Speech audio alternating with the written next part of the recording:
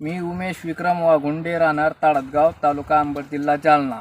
इथून अमृत पॅटर्न पद्धतीत प्लॉट मी डेव्हलपमेंट केलेला आहे. हे शेतकरी प्लॉट पाहण्याकरता आलेले आहेत. त्याला विचारू कसं काय नाही प्लॉट. प्लॉट एक नंबर आहे बघा. म्हणजे एकदम आजच्या परिस्थितीमध्ये जे दुसरे प्लॉट आहे दुसऱ्या पद्धतीतले ते पूर्ण झिरो झाले, संपलेच जमा. आणि याच्यातलं काहीच झालेलं नाही. आज बी याला मला तर एक 60-70 दुडी दिली आहे आज याला.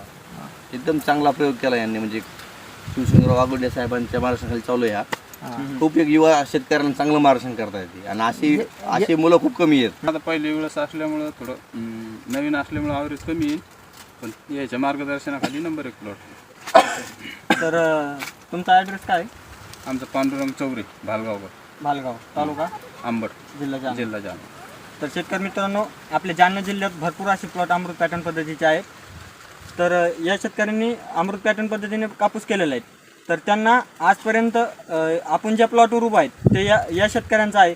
तर यांनी आतापर्यंत 7-8 क्विंटलचं ॲव्हरेज काढलं एकरी. अजून पण याला माल बोंड आहेत, पाती पण भरपूर आहेत. तर तसंच आपले भालगावचे शेतकरी मित्र यांनी पण अमृत पॅटर्न पद्धतीने कापूस या पिकाची लागवड केलेली आहे.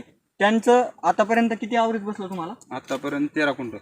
13 क्विंटलचं आलं आहे. म्हणजे आणि अजून माल आहे का तिला? हां, मग अजून 6-7 क्विंटल निघाल. अच्छा, म्हणजे तुम्ही पहिल्या वर्षी 20 पर्यंत चालले.